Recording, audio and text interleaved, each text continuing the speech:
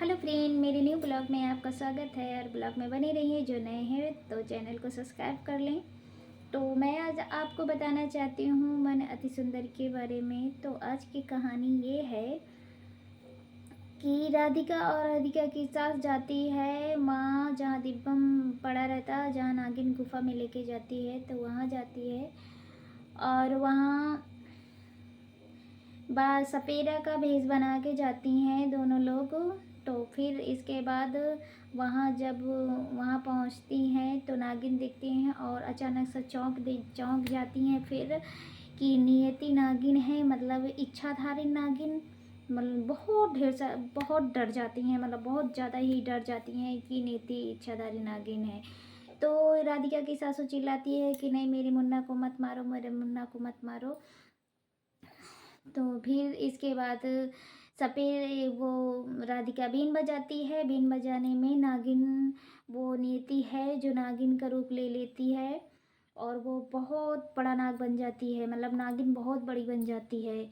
फिर इसके बाद में अपने सासू को कहती है डलिया लो, डलिया से इनका फन मूंद देना। तो सासू कहती है इसका फन तो बहुत बड़ा है, मैं कैसे मूंदूंगी राधिका। तो राधिका बोलती है कि कोशिश करते रहना, देखना अभी शायद बन जाए माता, तो घबराना नहीं माँ जी, और कोशिश करते रहना। तो इसके बाद बीन बजाती है राधिका, बीन बजाती रहती है। तो नीति जब नागिन बन जाती है तो फिर वो छोटी हो जाती है। जैसे छोटी होती है, जैसे वो राधिका की सास जाके उसको उसमें टोकरी में बंद कर देती है। फिर इसके बाद तो मुन्ना के पास जाती है, मतलब अपने दिव्यम के पास राधिका जाती है और उसकी सास। तो तुरंत ही बाबा आ जाता है, मतलब वो टोकरी को खोल देती है तो वो नीति बन जाती है और उसको रोक देती है। तो ऐसा भी कहती हैं और आ जाती हैं। तो नीति कहती है कि मैं अपने विश्वा को जीवित करूंगी दिव्यम की जान लेकर। तो राधिका कहती है नहीं, ऐसा नहीं करना, मेरा पति है वो, मेरा पति निर्दोष है, कुछ भी नहीं किया है। तो वो नीति कहती है नहीं, आप लोग इंसान हैं, बहुत झूठ बोलते हैं, ऐसा करते हैं, मेरा पति छीन लिया मुझसे वगैरह वगैरह कहती है। तो फिर इसके बाद बाबा कहते हैं कि नहीं, इसको अपनी विधि पूरी करो, नहीं तो जल्दी से समय बीत जाएगा। तो राधिका से कहती है कि मैं अपने विश्वा को जीवित करूंगी। तो राधिका कहती है नहीं, भोलेनाथ ही मेरा रिश्ता जोड़ा था, तो भोलेनाथ ही मेरा सहारा करेंगे। तो जय भोलेनाथ की। तो फ्रेंड, अगर मेरा ब्लॉग अगर देख रहे हैं, मेरी अगर कहानी अति सुंदर, मन अति सुंदर की कहानी अगर अच्छी लगी हो तो चैनल को सब्सक्राइब कर दीजिएगा सुनने के पहले। और फिर मैं बताती हूँ आप लोगों को, तो प्लीज़ आप लोग सब्सक्राइब कर दीजिएगा। तो फ्रेंड लोग, नीति जो नागमणि होती है ना, उसको लेके दिब्बम के सर पे घुमाने लगती है। तो जैसे ही घुमाती है तो वो जो नागमणि होती है तो वो टूट जाती है। तो बाबा कहता है कि ये क्या हो गया। नीति बोली कि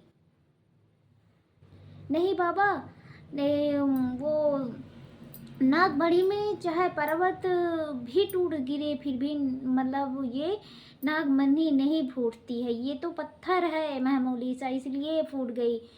तो नागिन बहुत ज़ोर से गुस्सा हो जाती है और कहती है मुझे धोखा दिया है, मैं इन लोगों को छोड़ूंगी नहीं।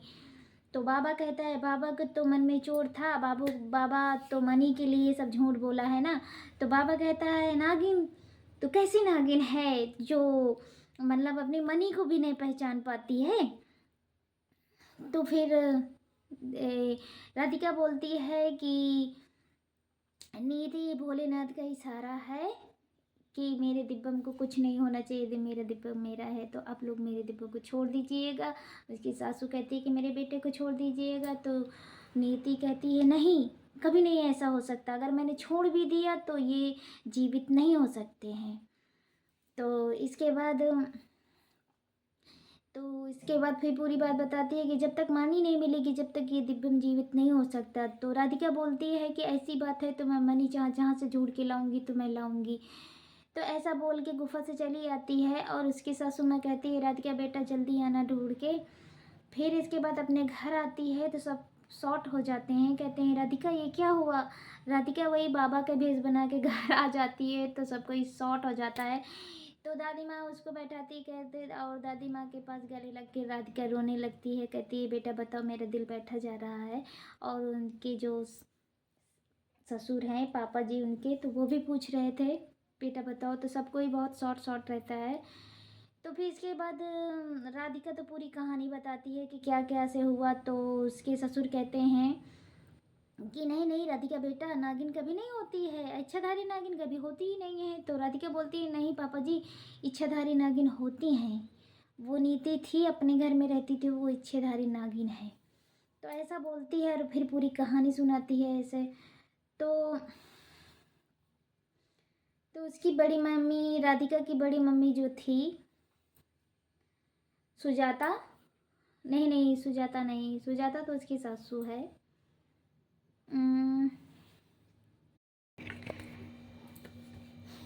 तो राधिका ने अपनी बड़ी मम्मी से कहा कि जो तुम्हारे गले के हार में मतलब के हार में हीरा था तो वो नीति लेके चली गई, वो अपनी नागमणि समझ रही थी इसलिए नीति लेके चली गई। तो उसने कहा अच्छा, उसने कहा नहीं तुमने लिया नहीं, उसने कहा नहीं माँ जी नीति लेके चली गई। तो दादी और उसके पापा जी कहते हैं कि दिव्यम को कुछ हो न जाए अगर नागमणि ना मिले तो, और वहाँ सुजाता भी है तो उसको कुछ ना हो जाए। तो राधिका कहती है नहीं पापा जी नहीं दादी जी कुछ भी नहीं होगा, भोलेनाथ के आशीर्वाद से कुछ नहीं हो सकता, हम भोलेनाथ ही हमको बचा सकते हैं।